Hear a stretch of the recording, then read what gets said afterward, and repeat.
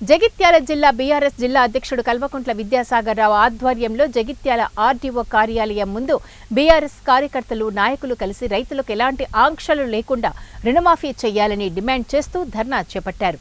తెలంగాణలో రైతుల అప్పులు 40,000 కోట్లు ఉన్నాయని చెప్పి కేబినెట్లో 36,000 కోట్లు తీర్మానం చేశామని చెప్పి ఇప్పుడు బడ్జెట్లో 26 కోట్లు కేటాయించి కేవలం 18,000 కోట్లు మాత్రమే విడుదల చేయడం వల్ల దాదాపు 20 లక్షల మంది రైతులకు అన్యాయం జరిగిందని, కాంగ్రెస్ ఇచ్చిన గ్యారంటీలను నెరవేర్చకుండా ఇటు రైతులను అటు ప్రజలను మోసం చేస్తుందని, రైతులకు రుణమాఫీ పూర్తి స్థాయిలో విడుదల చేయాలని డిమాండ్ చేస్తూ జగిత్యాల ఆర్డీఓ ఆఫీస్ ముందు ఎమ్మెల్సీ ఎల్ రమణ, మాజీ జెడ్పీ చైర్పర్సన్ కార్యకర్తలతో కలిసి ధర్నా నిర్వహించారు.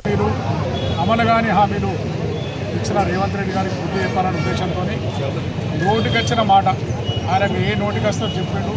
ఎలక్షన్లకు గెలుస్తారో గెలవాలనుకున్నాడు, కానీ దురదృష్టవశాత్తు ఏదో కొంతమంది ప్రజలు నమ్మి ఓట్లు వేసినందుకు అందరికీ మోసం చేసే విధంగా ఇలా కార్యక్రమం ఏర్పాటు చేశారు. ఆయన ఇప్పుడు రమణ గారు చెప్పినట్టు ఈ కార్యక్రమంలో రమణ గారు, మా మాజీ చైర్మన్ వసంత గారు, బాబురెడ్డి గారు, అదేవిధంగా ఇక్కడున్న ప్రజలందరూ కూడా పాల్గొన్నారు. నాయకులు కూడా, రైతు నాయకులు కూడా పాల్గొన్నారు.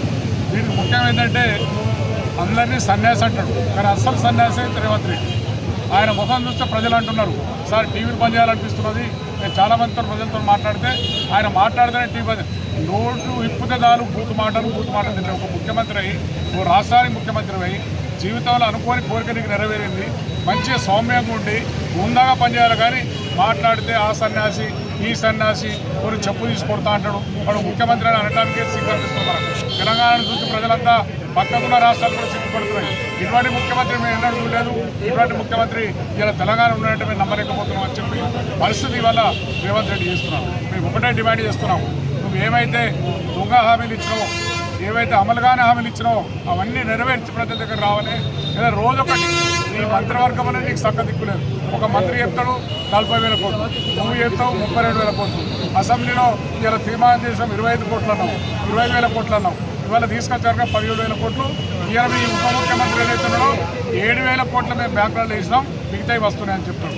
ఇన్ని తీర్ల నీకు ఆధిపత్యం లేని రాష్ట్రం ఇవాళ నీ నాయకత్వం మీద, మీ నాయకత్వం మీద నీకు అజమాయిషి